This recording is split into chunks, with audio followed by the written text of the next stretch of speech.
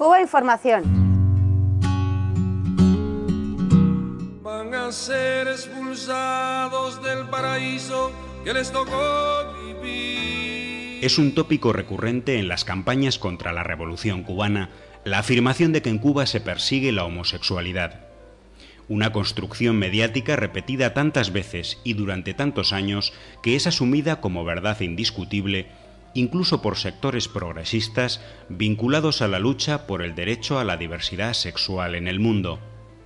En la construcción del estereotipo de la supuesta homofobia institucional de la Revolución cubana se emplean varias herramientas de manipulación informativa: la distorsión del contexto histórico, el olvido de la situación en los países vecinos, el silencio sobre los avances de Cuba en materia de tolerancia y las exageraciones de todo tipo.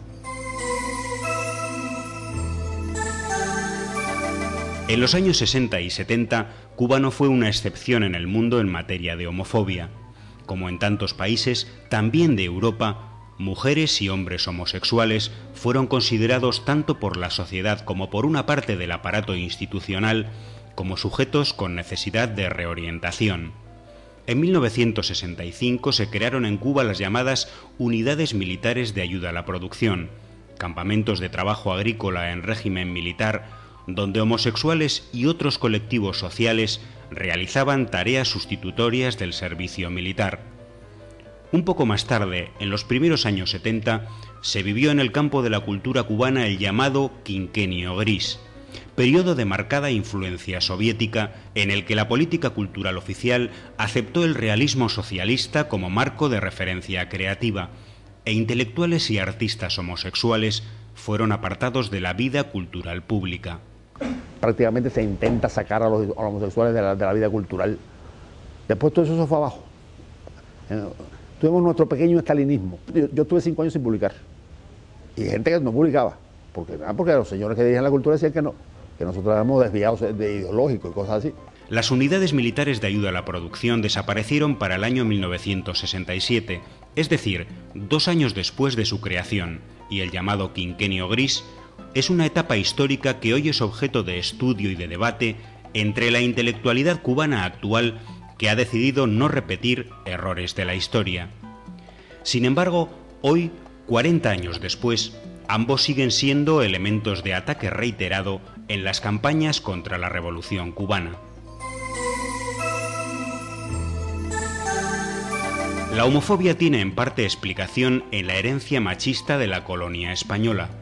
El rechazo hacia la diversidad sexual se da en todo el mundo, y la intensidad con que es vivido en Cuba no es mayor, por ejemplo, que en el conjunto de América Latina. Las campañas que durante años y aún en la actualidad presentan a Cuba como uno de los países más marcadamente homófobos solo reproducen una mentira creada y reproducida por importantes grupos de poder y medios de comunicación, con la ayuda irresponsable de algunos colectivos progresistas.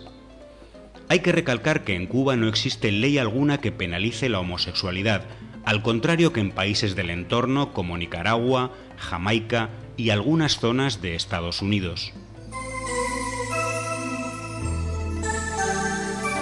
En las últimas décadas, la sociedad cubana ha dado pasos claros a favor de la tolerancia a las distintas formas de relación y expresión sexual. Estos cambios han sido reflejados de una manera transparente por el cine y la literatura realizados en la isla, que contra todos los tópicos construidos por los grandes medios, tienen un carácter abiertamente social y crítico, en contraste con la literatura y el cine comerciales impuestos en el mercado mundial. En 1993, la película Fresa y Chocolate puso en primer plano el debate sobre la intolerancia y la homofobia en la sociedad cubana. Posteriormente, han sido muchas las obras literarias, teatrales y cinematográficas que han abordado el tema de una manera abierta en Cuba. Actualmente es de resaltar la labor de instituciones como el Centro Nacional de Educación Sexual de Cuba, que organiza talleres y campañas públicas por la tolerancia y en favor de gays, lesbianas y transexuales. Se nos ha enseñado desde criterios muy estrechos que la heterosexualidad es lo dominante. También esto viene desde las creencias de que la sexualidad solo se justifica para la reproducción. en tanto todo lo que no sea reproducción no tiene valor, de que la sexualidad, por tanto, es solo entre el hombre y la mujer. Y eso hace que se infiera la exclusión a otras expresiones de la sexualidad. Actualmente existe en el país una política oficial de respeto, tolerancia y apertura, y gays, lesbianas y travestis han ganado respeto social y espacios propios en la sociedad cubana. Pero es obligado subrayar que aún perviven, al igual que en toda América Latina, profundos prejuicios machistas y homófobos.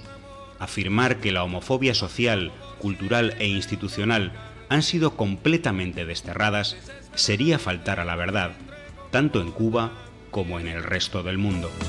No somos Dios, no nos equivoquemos otra vez.